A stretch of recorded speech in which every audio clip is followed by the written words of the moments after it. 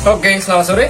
Kembali ke Galaxy Channel. Assalamualaikum warahmatullahi wabarakatuh. Jadi sesuai dengan playlist kali ini, kita akan fokus lagi pada materi arloji, atau tepatnya dalam playlist pojok arloji. Sebagaimana biasa, kita akan fokus pada salah satu arloji vintage watch yang keluaran dari Omega.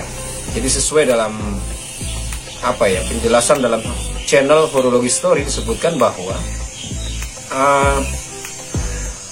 Omega Seamaster di awal-awalnya mereka itu mengeluarkan justru pada model-model tipe sport, yang artinya khusus untuk peruntukan jam-jam diver, sebagaimana yang terkenal, model terkenal dalam bahasan link sebelumnya, bahwa kita pernah memaparkan tentang Omega Seamaster yang tipe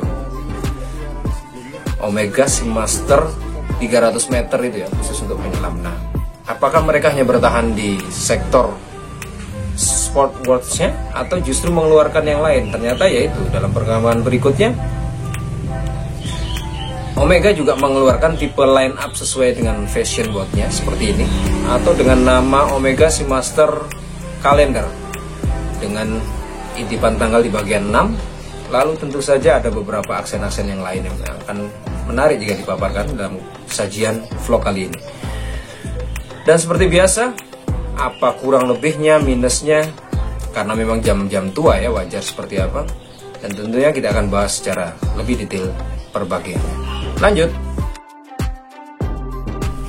Nah, jadi kita akan mulai membahasnya satu persatu dari permukaan bagiannya. Oke, seperti yang bisa dilihat, jadi dia adalah bentuk lingkaran total seperti biasa. Lalu kacanya adalah kaca tipe akrilik. Plat dial bagian bawah dalam berwarna putih. Lalu ada seperti biasa, ada sematan logo Omega, tulisan Omega, automatic, Seamaster, kalender, lalu intipan tanggal. Yang menjadi ciri khas lainnya adalah apa ya? Coba kita lebih dekat lagi. Pilihan jarumnya, dia adalah tipe hands, tipe pedang, itu kayak tajam gitu ya, panjang, tajam. Begitu juga dengan beberapa aksen pada penyematan. Indeks hour markernya juga sama, seperti anak mata panah gitu ya. Khusus di angka 12 dia besar, lalu yang berikutnya semakin tirus. Dan angka 6 ditandai dengan penyempatan kolom tanggal, intipan tanggalnya, seperti itu. Cukup menarik ya.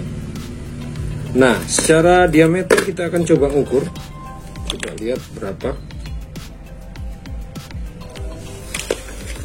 Nah, including crown, dia ada di angka 37,5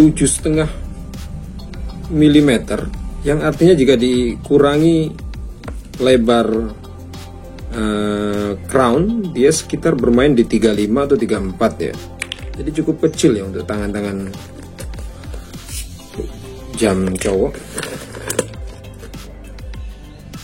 Secara segi penampilannya sih, arloji ini selain fashionable, tapi tentunya juga terlihat sedikit klasik dan minimalis ya, simple gitu.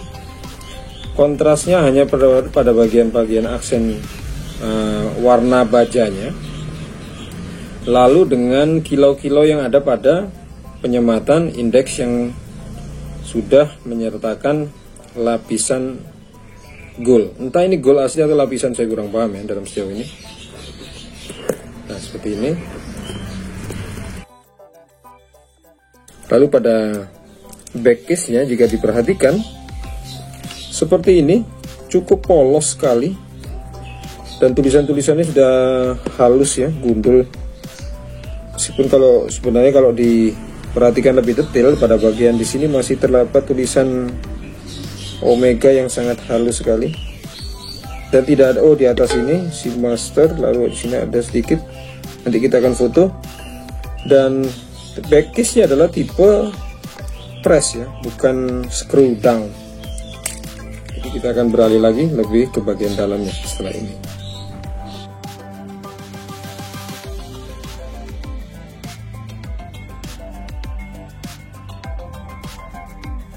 Dan segmen rantainya ini dikenal dengan apa ya, bin of rice, atau istilahnya kalau teman-teman ini menyebutnya sih banyak dengan rantai beras ya. Memang seperti ini. Bungkul-bungkulnya memang kalau dilihat dari samping, nah dia agak padat begini. Nah, hanya saja pada bagian clamps-nya ini memang sudah tidak asli lagi karena penyematannya adalah clamps Garuda. Ya, kalau menurut ceritanya sih pada saat mendapatkan arloji ini dulunya memang tipe aslinya ini sudah mungkin dijual sama para pedagang tentunya. Dan ini penampakan setelah rantainya digelar memanjang begini ya, clamps-nya terbuka. Jadi bisa dilihat, jadi segmen rantainya memang cenderung pendek. Yang sebelah kiri ini sekitar 6 cm, sementara kalau yang sebelah kanan 7 cm. Jadi tentu saja pemakaiannya hanya untuk tipikal rice atau pergelangan-pergelangan kecil. Seperti saya mungkin, cocoknya seperti itu kurang lebih. Oke, kita fokus di bagian back case-nya, ini sudah dibuka ya. Nah, jadi bisa dilihat info-info detail di bagian back case ini juga cukup padat informasinya. Seperti ini. Kalau lihat bahasanya sih mungkin ini bahasa Jerman ya. Fitwasser in back. Lalu ada beberapa kode-kode resminya. Acer inoxidable, Omega, pabrikan Swiss, paten, angka-angkanya 2757 2SC, seperti itu kurang lebih. Dan ini adalah cowakan khusus untuk bagian as dari crown. Nah, kita beralih pada bagian komponen dari internal movement atau mesin. Jadi bisa dilihat seperti ini. Di sana itu ada tertera coding dari kalibernya Omega 353. Hanya saja yang patut dimaklumi adalah kondisi arloji ini, komponen mesinnya sudah tidak komplit ya. Karena dia bagian dari penggerak rotornya, yang bagian di atas ini sebenarnya ada penggerak rotor yang dia agak bergerak setengah gini. Yang itu tadi ya, makanya kenapa dia disebutkan dikduk, karena dia hanya mukul setengah bagian gini aja. Kalau dalam pergerakannya tak tok agak ada kesan bunyi begitu. Nah, bagian part itu yang hilang. Lalu kenapa arloji ini bisa berfungsi sebagaimana biasa? Karena dia masih didukung dengan sistem mekanisme manual windingnya masih bisa. Jadi dia hanya diputar di sini, putaran biasa ya, manual windingnya dalam subsidi tenaga putaran crown. Lalu bisa dilihat makanya kenapa dia bisa bergerak. Nah, jadi buat para penggemar arloji Omega antik, jika memang tergerak ingin meminang, ya tentunya yang dipikirkan adalah jika harus melengkapi adalah bagian part yang hilang ini. Ya memang terus terang untuk di wilayah kami sendiri, bagian ini sungguh amat sulit ya didapat. Kecuali ada beberapa toko-toko lama yang masih menyediakan part khusus ya, ataupun di luar negeri, karena memang sebagaimana kita tahu ini adalah tipe-tipe yang sudah sangat antik ya, tahunnya sudah sangat begitu lama. Dan tentu saja, jadi sebagaimana biasa setelah total mengulas semua perbagian-bagiannya, jadi kalian sudah bisa tahu kurang lebihnya seperti apa. Jadi di jam ini hanya ada part bagian yang hilang, lalu melengkapi dengan clamps, kembali ke tipe Omega aslinya, lalu bagian part yang di bagian mesin seperti itu.